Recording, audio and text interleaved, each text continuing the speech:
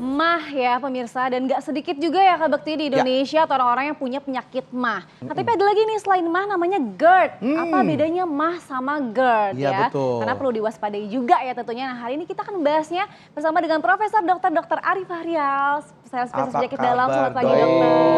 Ini ahlinya di bidang pencernaan loh ya pemirsa ya. Nggak kaleng-kaleng, terperutan tanya dengan Prof. Arida pokoknya. Siap, Baik dok, ini banyak sekali yang merasakan perbedaannya di dok ya. Nah katanya ada GERD, ada mah gitu. Nah itu bedanya apa sih dok sebenarnya dok? Ya, jadi kalau kita lihat mah itu kan sebenarnya bahasa Belanda ya, artinya itu lambung. Cuman orang bilang ini sakit mah berarti sakit lambung. Kalau bahasa Inggrisnya apa berarti itu ya? Stomak, kalau itu kan stomak kan. Tapi kalau kita ngomong stomak, kalau istilah apa medis itu suka dispepsia kita bilang begitu. Nah, tadi kembali lagi nih apa bedanya ya. Kalau itu bilangnya sakit mah saja itu problemnya baru di lambung saja. Kita tahu ya saluran pencernaan makanan dari mulut, kemudian ada yang namanya kerongkongan, esofagus, itu lambung. Nah, kalau dia GERD, asam lambung itu yang mungkin dia sakit lambung sebelumnya atau mah itu dia karena udah naik ke atas, udah balik ke atas asam lambungnya itu, nah itu dia udah GERD.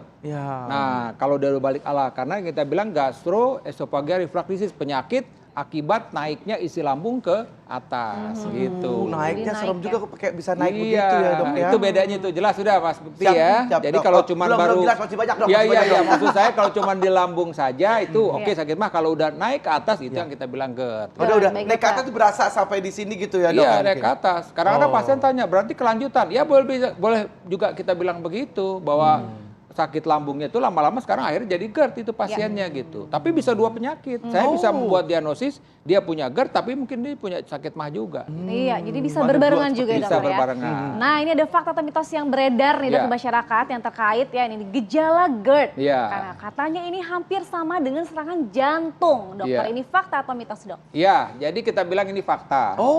Faktanya kenapa? Karena memang nyeri itu nyeri di dada. Nah sebenarnya sih nggak benar-benar seperti jantung. Tapi orang makanya bilang chest pain. Ada istilah lagi atypical chest pain. Jadi nyeri dada yang tidak khas. Jadi tadi itu. Jadi memang pasien itu panas dada seperti terbakar, mulut pahit. Nah, kalau dia memang serangan jantung itu ada sebelah kiri. Tapi terus terang memang seringkali pasien-pasien itu ketika mengalami serangan dari nyeri dadanya itu dia akan datang ke IGD dan takut kalau ini jantung gitu loh. Karena ternyata GERD. Ternyata setelah diperiksa jantungnya normal, semua normal. Ini karena gejala GERD gitu. Nah ini ada lagi nih dok yang membingungkan nih karena memang ini GERD ini agak tipis-tipis sama penyakit lain ya dok ya. Betul. Ini nyeri pada ulu hati itu salah satu gejala daripada mah. Nah ini dok, itu fakta atau mitos dok? Kalau nyeri ulu hati gejala mah itu fakta. Nah jadi kalau memang saya bilang tadi kan kalau dia memang ini adanya di daerah ulu hati di seputar ulu hati itu yang kita bilang memang sakit mah.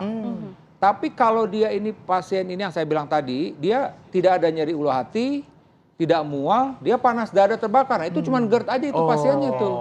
Nah, tapi kalau ada pasien bilang, dok saya nyeri ulu hati, mual, kembung, tapi saya juga panas dada seperti terbakar, mulut pahit, dua penyakit dia. Sudah ada GERD, sudah ada lagi sakit mah juga dispepsia gitu. Jadi ini yang mesti dipahamin tuh. Iya dokter, dan kadang-kadang tadi berhubungan dengan penyakit jantung juga ada juga yang dia merasanya mual, dikiranya malah mah, jadi udah kebalik ya. Betul nih sampaikan Dr. Sabrina tadi, karena ada yang kita bilang bahagian dari bawah jantung itu ya, daerah inferiornya itu kalau dia mengalami serangan jantung dia nyerinya udah ulu hati. Tapi sebenarnya itu serangan jantung. Jadi memang nggak ada salahnya juga sih ketika pasien itu nyeri di daerah utara atau panas dada dia ke IGD dulu pasti dia ada masalah jantung atau tidak.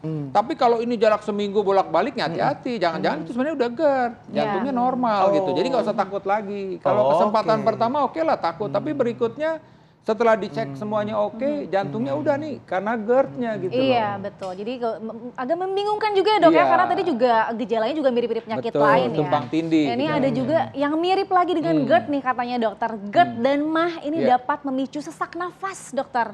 Ini kan larinya kan ke paru-paru lagi ya, soal pernapasan, fakta atau mitos dokter? Ini jangan dokter, sabar dok, sabar. Ya aja dokter mau jawab, sabar pelan-pelan dok, sabar. Kaget.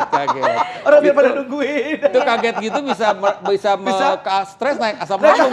Dokternya asam lambung. Katanya dokternya harus bisa ngerasain juga dong. Iya, tapi biar ada rasa empati. untungnya saya nggak GERD, jadi waktu dikagetin nggak naik asam lambung. Baiklah, Sebentar ya dok, kita akan jawab setelah lagi. Tetap bersama kami di Hidup Sehat.